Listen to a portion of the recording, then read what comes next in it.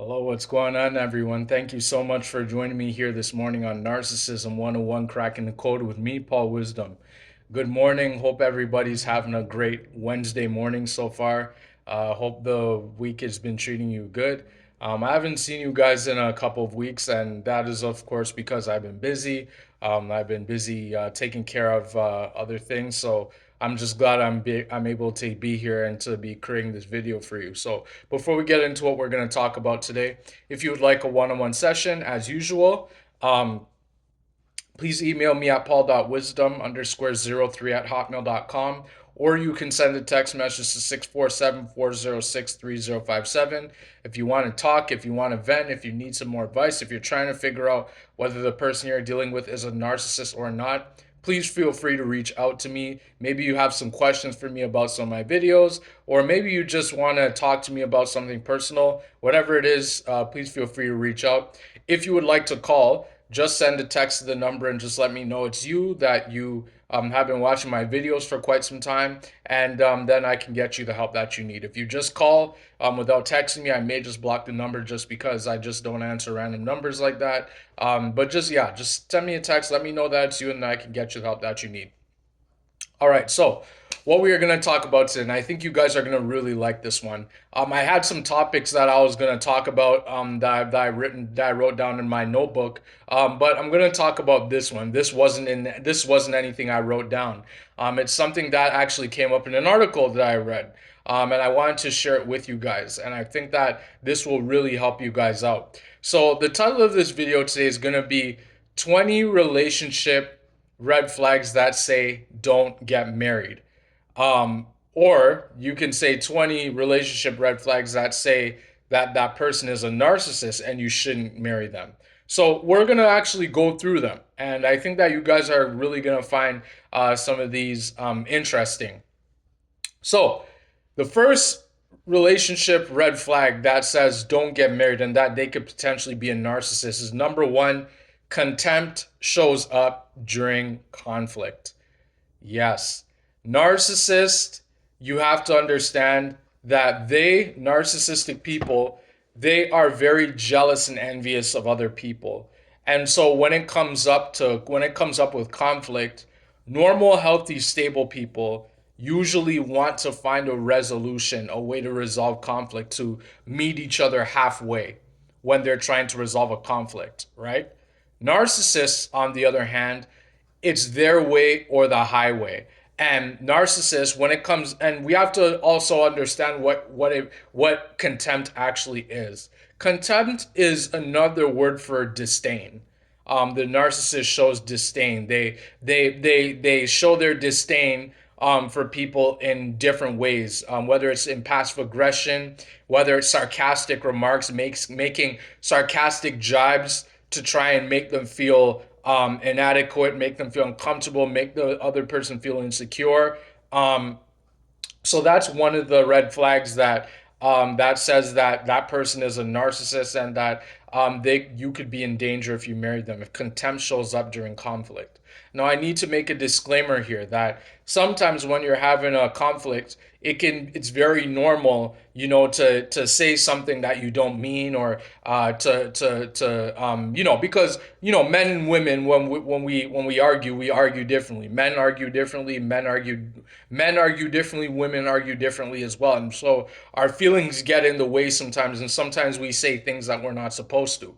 But see, when it comes down to healthy, stable people, it depends on what happens after that conflict. So if one of you, whomever said what they said that offended the other, if one of you apologized, then you know that that's normal, right? Because it's normal that sometimes you may say something that you don't mean, but then if you apologize for it and say, look, I'm really sorry for what I said, I know I should not have said that, and then you guys resolve it like that, then you know that that's normal, and you know that that's okay. But see, with narcissists, remember, narcissists have a high sense of self-importance, and they believe that they're never doing anything wrong. They believe that everything they do is right and everything that their victim does is wrong, right? And so that's what you have to watch for. If contempt is always showing up, passive aggression, them invalidating you when you bring up something, a good idea, they throw it back at you and they deflect and say you're so stupid and you're this and you're that, and then they mock you, and then they mimic you, things like that. That's known as contempt, and that's something that is a huge red flag, that you're dealing with somebody who is potentially a narcissist, and you should not get married to them. Okay, so that's number one. Number two, no apologies, sweeping things under the rug, lack of accountability. So here's the thing, right? Like I said, women and men, we argue differently, right? And so sometimes we say things that we don't mean, we do things we're not supposed to. But like I said in number one, it depends on what happens after, right? So if this person, apologize and they say sorry that they didn't mean it, and then they work on that and they don't make it a pattern to keep on repeating the same behavior, then you know that, yeah, they meant their apology and that they're doing something about it, right? But see, with a narcissist, they apologize, but they apologize not to fix the problem, but they apologize so that they don't have to take accountability. They apologize so that they can sweep it under the rug and say it wasn't my fault, it was your fault, and then they blame it on you so that they don't have to take accountability. Because remember, narcissists believe that there's nothing wrong with them. They believe that everything that they do is right. Right? That's why I say when you find out you're dealing with a narcissist, your best bet is to walk away, to not deal with them anymore, because the longer you stay with them, the worse they are going to get. Nothing gets better with a narcissist. Narcissists don't resolve things, right? We just talked about conflict, resolving conflicts, right? So that's number two. No apologies, sweeping things under the rug. That's a red flag that says don't get married. Because imagine this. Imagine you're dating somebody and you're planning on marrying them, but yet every time you guys get into something, or anytime you're trying to hold them accountable for something, they don't apologize. They sweep things under the rug. And as someone who's been married before, that is me over here, I can tell you that anytime somebody is not apologizing to you for something, even if it's something small, and you're bringing it to their attention, you explain to them that, look, what you said to me really offended me, and they're saying, oh, if you didn't do this, I wouldn't have done that, and they don't apologize, then just imagine what they'll do when you get married. It's just going to get worse and worse and worse. And I'm telling you guys this one thing, and take it from me who's been married before. Marriage doesn't make things any better. It makes things worse. People get worse, because the thing is with marriage is that people believe that once they are married, it gives them a sense of pride, believing that they have you locked down, and they believe that now that they're married, that they can just do whatever they want. Right? So don't think that marrying this person is going to make them change their behavior of starting to apologize. It's going to, in fact, make it worse. Okay? So that's number two. No apologies. You guys should actually write this stuff down as I'm talking. Okay? No apologies. So number one was contempt. Shows up during a conflict, right? And then number two, we just talked about, is no apologies, right? Sweeping things under the rug. Lack of accountability. Number three is money conversations are tense. Okay, so this is a very tricky one, and this is one that you guys need to pay very close attention to. So money conversations are tense. Now, here's the thing. Men and women, we're all very different when it comes down to money, right? Because the thing is that, as it relates to money, men, for the most part, usually make more money than women do, right? So that already makes it tense, because especially because more women are entering the workforce and more women are getting higher paying jobs than men. That means the talks about money are going to be that much more tense. But here's the thing. You guys, especially if you're not even married to them yet, you guys should be able to have at least a discussion about money, right? How the money is going to be divided, how who's going to pay for what, right? If you guys can't even have a simple conversation about who pays for what, or about how you guys are going to, pay for this and pay for that, or, what you're going to spend your money on, or how you're going to save your money. If you guys have totally different ways of managing your money and things like that, then I would say that is a huge red flag, right? That you should that they're probably a narcissist, because narcissists, what you have to understand is narcissists love your money more than they love their money. Right? And so they believe that their money belongs to them, and they also believe that your money belongs to them as well. So if you guys are talking about money and they can't even just be if they can't be reasonable and have a reasonable conversation with you, and they always need to feel as though that just because they make more money than you means they can throw it in your face or do whatever they want, you know what I'm saying? Then that's a huge red flag. But if it's a healthy, stable conversation and you guys can at least have some sort of middle ground and meet each other halfway, then you know that that's a good thing, right? Now, obviously, when you guys get married, or when you're in a relationship with somebody, of course, you guys are gonna see things differently when it comes to money. But the thing is that it's what happens after. You know what I'm saying? It's what happens after those conversations. If you guys are able to resolve reasonably and come to a reasonable agreement on budgets and things of that nature, then you know that that's healthy. But if you guys can't even make a budget together or just even have if the thought of money if the conversation about money makes you guys angry or makes contempt, bringing number one, what we talked about, into number three, if it causes contempt or passive aggressiveness or jealousy, then that is a huge red flag that you probably should not get married to that person, right? That they're potentially a narcissist. That's number three. Number four, one person does most of the emotional labor, or one person seems to care more than the other. Lack of balance. Okay, so this is number four. If one person, and I talked about this in one of my other videos, that on the biggest sign that you're dealing with a narcissist is that it feels one-sided. If this relationship feels like it's one-sided, if it feels as though one of you is the person that does most of the emotional labor, one person cares more about the other's feelings, and then the other person is just brushing things off and doesn't seem to care about you, that is a huge red flag that you're dealing with somebody who is not emotionally mature. That is somebody who can't, regulate themselves. That's somebody that has no balance in their life, no sense of balance, right? That's a person who, when you get married to them, will always sweep things under the rug, will always dodge accountability, will always not want to, meet you halfway, right? That's number four. Very, very, very self-explanatory, if you know what I'm saying. Number five, boundaries with family and friends are weak. What is one thing that narcissists hate? They hate boundaries. Narcissists do not like boundaries. Why? It is because narcissists believe that they can do whatever they want. And they believe that they should be able to do whatever they want, right? So when it comes down to boundaries, narcissists don't believe in setting boundaries. Narcissists believe that they can get away with whatever they can get away with, right? And so when it comes down to the narcissist family, when you're dealing with a narcissist, they believe that they'll be able to have their family and friends over whenever they want.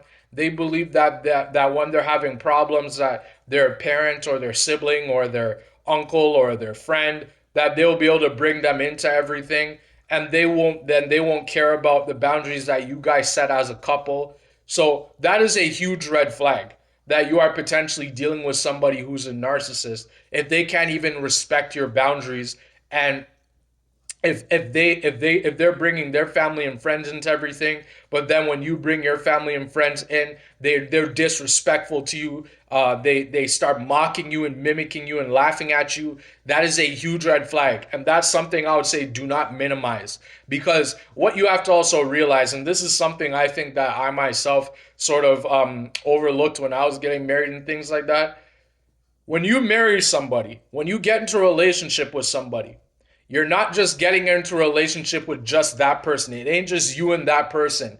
It is you, it is them, it is that person's friends, it's their family, and it's everything about them. Those friends and those family that person has, they are not going anywhere 99% of the time, right? So keep that in mind.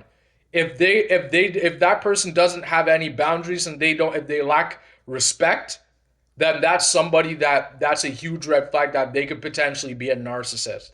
If they can't respect your boundaries, or they don't set boundaries with their friends and family. If they let their friends and family be disrespectful to you, that is a huge red flag that when you get married, it's going to get worse, all right?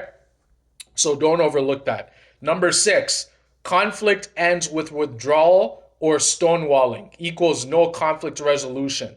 So if every time you guys have a conflict and it ends with them saying, I don't want to talk to you, get out of my face, or the conflict ends with them, leaving you or walking out on you, or stonewalling, meaning that they just abruptly end the conversation. They abruptly just storm off and walk away like a little child, and they can't resolve a conflict. That is a huge red flag that you are dealing with someone who's emotionally unstable. And that is somebody who can be an abuser, right? If you end up marrying them, right? Because these abusers, these narcissists, I tell you, what they do is that, and I made a video on this some time ago, that abuse isn't always out loud. Sometimes it's behind closed doors when nobody else is around, right? So if the conflicts always end with withdrawal or stonewalling or them being disrespectful or passive aggressive, that is a huge red flag that you're dealing with somebody who doesn't know how to regulate themselves and someone who's emotionally immature, right? So if you guys can resolve conflict positively and you guys can meet each other halfway, that is a really good thing. But if every time you guys have a conflict and that conflict always ends in a blowout argument where they're leaving you and they're going to stay at their friend's house or their mom's house or their dad's house or with their friends or their family, that is a huge red flag. That's something that you do not want to overlook, because it'll get worse if you guys end up getting married, and it's not gonna end well. All right. So that's number 6.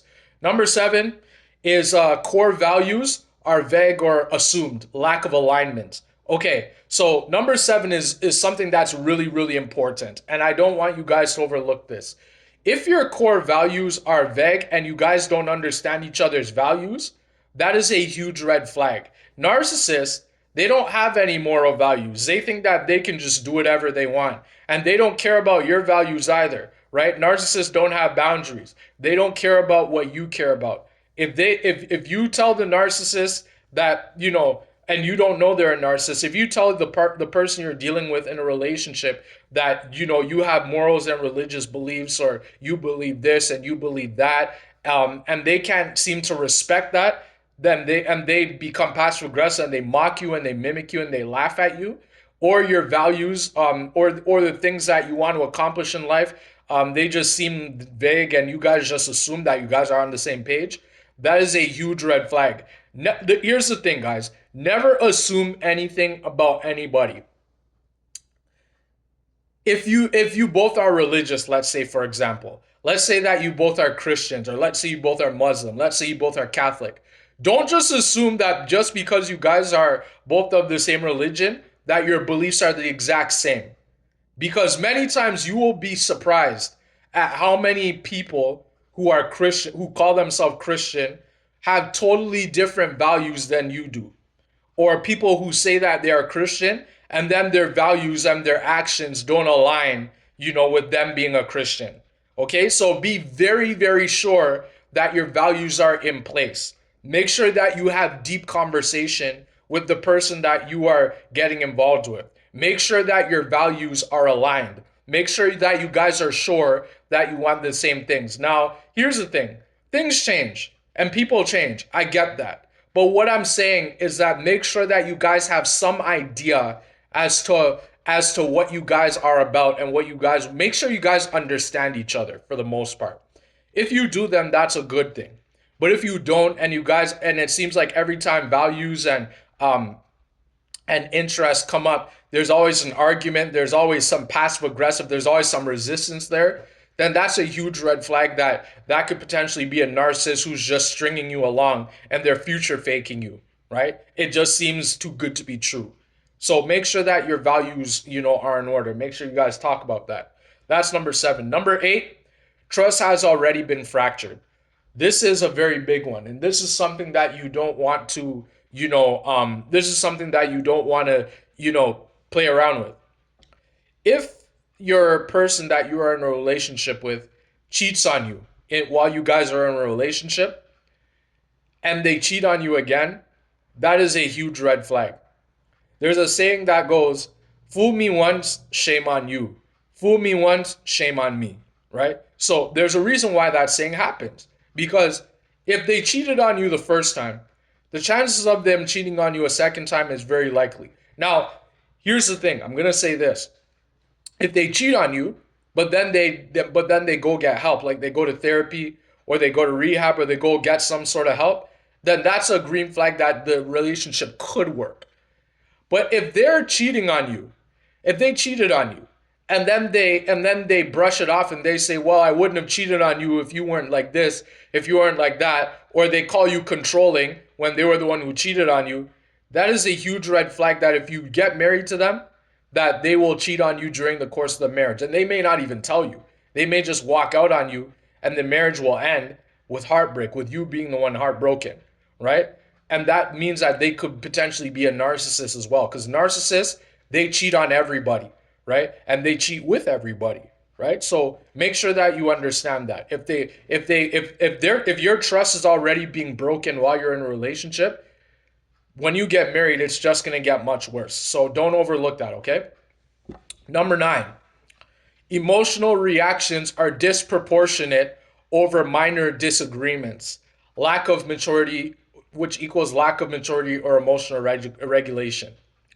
So if you guys are having a disagreement about something, or let's say that, you guys are trying to talk about something, and let's say that the person you're dealing with, they blow up at you over every little small thing, and they start yelling, they start screaming, they start stomping around, and they start being mean to you, they start giving you the silent treatment, and it's just something so small. That is a huge red flag that if you decide to marry them, then it's going to be much worse, that they will eventually storm out on you. They will eventually probably knock you out if they're a malignant narcissist. It could be very dangerous. So don't overlook that. If their emotional reactions are over disagreements, are more than what they're supposed to be, that's a huge red flag that you shouldn't ignore.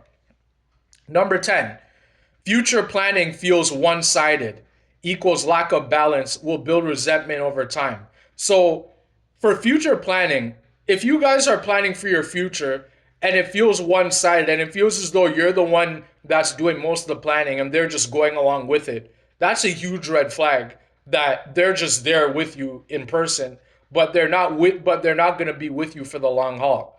Because if you're planning for the future and they're not planning with you and they just don't seem to care about you, then when you get married, it's just going to get worse and worse and worse. And they're probably going to end up cheating on you because they don't seem to care and they don't seem they're all in it with you. Don't overlook these things. Don't overlook that. Okay? That's something that's very important. Number 11, shared responsibilities are consistently uneven, equals lack of balance, and will build resentment over time. So if you guys are talking about shared responsibilities and it's like you're doing more than them, or it seems like they're doing more than you on one thing, or you're doing more than them on one thing, you guys need to figure out some way to meet each other halfway. Because if it's already happening like this during a relationship and you're not even married yet, when you guys get married, what's going to happen is that, one person's going to feel left out, because if you're doing the dishes all the time, and let's say that you're doing the dishes most of the time, and then, they decide to do the dishes, once or twice, and, and let's say it's not even the dishes, but cleaning, let's say, or let's say that you guys aren't divvying up things properly. When it comes to marriage, there's gonna be a resentment, and one or both of you is gonna end up hating each other, right? So make sure that you guys are clear on shared responsibilities, okay? Make sure that it's not one-sided. If it's one-sided, then you have a huge problem, and I wouldn't advise you go and get married to them, because they could be a narcissist who only thinks about themselves and doesn't think about helping out in the relationship. And I know that because I was once there. Now, number 12, conflict becomes scorekeeping and competition. So if every time you guys have a conflict, and let's say that when you guys have a conflict, it seems like the other person's always keeping score, and they're always saying, oh, well, last time you did this, or last time you did that, and it becomes accusatory and not trying to work on the relationship. That's a huge red flag that when you guys get married, when you guys have conflicts when you're married, there's going to always be some sort of argument, and they're gonna always be bringing up stuff from 20 or 30 years ago, or 2 years ago, and then before you know it, you're never gonna resolve conflict, right? So just make sure that when you guys are having conflict, that you're not keeping score. And if they are keeping score, then they're potentially a narcissist, and that's not something you should overlook. Number 13, emotional needs are minimized equals not being heard, feeling left out, or overreacting. So if your emotional needs are being minimized, and let's say that every time you have an emotional need, let's say that you feel a certain way, you're bringing it up to the person you're in a relationship with, and then they make fun of you and they laugh at you and they mock you, and then they say, oh, it's not that serious, or oh this and oh that, and then they're making excuses. That's a huge red flag that you should not get married to them. Because if you decide to marry them, when you have an emotional need, what they're going to do is it's going to get worse and worse until those emotional needs build a mountain, and then before you know it, it's going to blow up, and then that marriage is going to end in heartbreak for you. That's number 13. Number 14, social lives shrink unevenly. One person is living their life doing what they want, while the other person suffers in silence, not being able to do the same. Resent will build over time. So both of you relationships should be two-sided, right? So if if one of you social lives is shrinking unevenly, and one person's is enjoying their life while the other person is giving more than the other person is taking, that is a huge red flag that one of you is going to be happy and then one of you is going to be unhappy. And that's not how a relationship should be, right? So make sure that you guys are able to both enjoy your lives outside of the relationship and outside of the marriage if you decide to get married. Make sure that you can enjoy your friends and family and that they can enjoy their friends and family as well. If the other person feels like they can't, that is a huge red flag, and that's someone you should not get married to. Especially if in a relationship, it seems like they don't respect your family or friends, okay? Number 15, major decisions get made without collaboration or communicating with each other. Resentment will build over time and lack of trust. So if major decisions are talked about, if the person you're in a relationship with is making major decisions without your approval, or not just without your approval, but you guys don't have conversations about major decisions, whether it's money, whether it's planning to move somewhere, whether it's a career move, whether it's a job, whether it's having kids or something like that, that is a huge red flag if you guys are in a relationship and this is happening. Because if you end up getting married and they're making major decisions without you, then you're gonna feel left out and you're gonna feel resentful, and then it's gonna blow up into big arguments, and then the relationship or the marriage is going to end in heartbreak for you. Number 16, repair attempts fail repeatedly. So if the relationship, it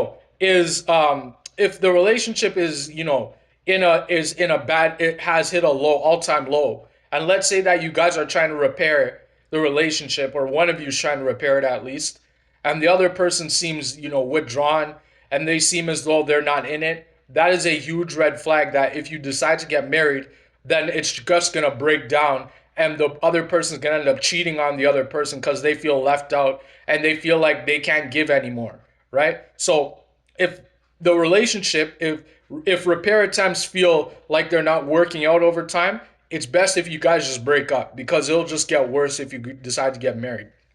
Number 17, I'm almost done. Physical affection feels transactional. So I'm going to combine these two together, 17 and 18. Physical affection feels transactional, and number 18, emotional safety feels conditional. So if you guys don't feel if a physical affection, if sex feels transactional and it doesn't feel very intimate, it doesn't feel loving during the relationship, and I mean, if you're a Christian, well, it depends on your beliefs, right? So if you're a Christian, first of all, you shouldn't be having sex before marriage if you're a Christian. But if you're not, and you're just in a relationship, if in the relationship the physical affection, it feels transactional, then that's a huge red flag that when you guys get married, then that's how they're gonna treat you. They're gonna treat you. They're not gonna treat sex as intimacy. They're going to treat it as, let's just get it done, and then they just walk away, right? So that's not something you should ignore.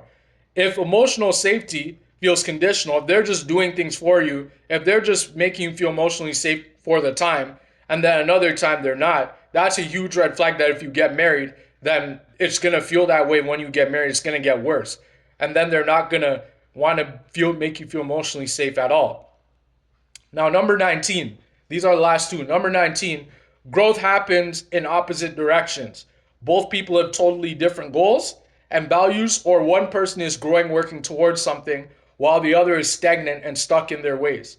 So, if in a relationship, one of you has many goals, let's say that, one person wants to start a business and one person wants to also, travel the world and things like that, and they want to grow maybe spiritually or something like that. But then the other person doesn't have really any goals. They don't have any motivation. They lack the ability to do anything. That is a huge red flag that you should not ignore, right? And that could potentially be a narcissist, because narcissists are very lazy.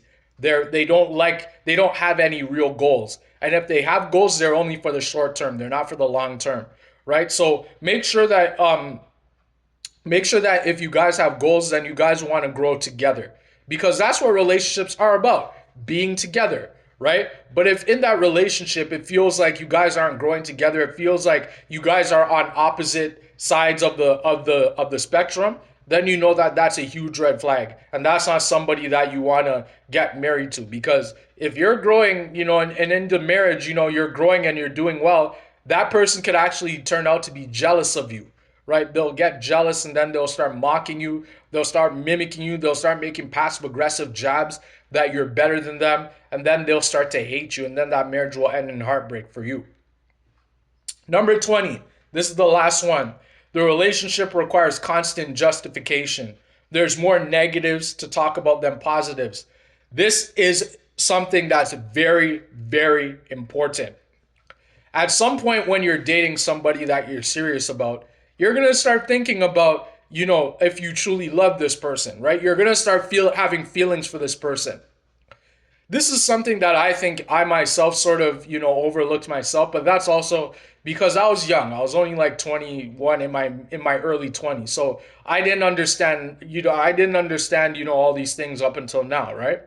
But if for some reason there's more negatives than there are positives, and you have to constantly be justifying how you feel about this person, and it feels as though every time the thought of the relationship comes up, the thought of spending your life with this person comes up, there's more negatives than there are positives, and it feels as though you're having second thoughts or something like that. Now, hold on a second. Second thoughts are okay. It's okay to have, thoughts, but it's okay to also seek some help. Seek a counselor, seek some professional help, that can help you understand why you're feeling these feelings.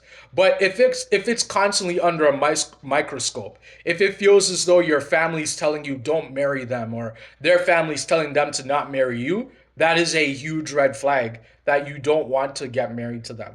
And honestly, if you're feeling that way, chances are you could even be getting married to someone who's a narcissist, right? Because chances are you're not feeling that way for no reason. There's a reason why you are feeling that way. And if here's the thing, if you go to this person and you tell them, about the doubts and the thoughts and feelings that you're having, if you let them know that, hey, I wanted to talk to you about, how I'm feeling about our relationship. And let's say that they, with those thoughts that you tell them, they mock you and they say, well, if you think I'm not good enough for you, go talk to somebody else. And they start mocking you. They start being disrespectful to you. They start giving you the silent treatment. They stop returning your texts and your phone calls. That is a huge red flag that's somebody that doesn't care about you, that's somebody who you don't want to get married to. Because if you do end up getting married to them, then you're going to feel unhappy, and then they're going to see that you feel unhappy, and then they're going to feel like they have a sense of dominancy over you, and then you're going to feel uncomfortable, and then the marriage is just going to break down over time, and then you're going to be the one always unhappy. So those are the 20 relationship red flags that say don't get married. If you have any more, you should put them down in the comments. And if you like this video, like, subscribe, share it with somebody who you think could use this. If you know somebody who's about to get married and you're seeing probably some of these red flags that I just mentioned, talk to them about it. Maybe you could be saving someone's life from getting married to a narcissist, right? And if you have any other questions, please feel free to email me at paul.wisdom_03@hotmail.com. Or you can send a text message to 647-406-3057. If you want to talk, if you want to vent, if you need some more advice, if you're trying to figure out whether the person you're dealing with is a narcissist or not. Or I would actually also appreciate if you guys could watch the podcast that I spoke on about my narcissistic experience. Maybe that can give you some insight and some help on some of the red flags that I've talked about here. All right? So thank you guys so much for joining me here today on Narcissism 1 Cracking the Code with me, Paul Wisdom. I know this video is a little bit longer than usual, but I wanted to get through the essence of what I need to talk about. And I hope that this video helped you out. So thank you guys so much for being here. I hope to see you guys on the next video. Thank you so much.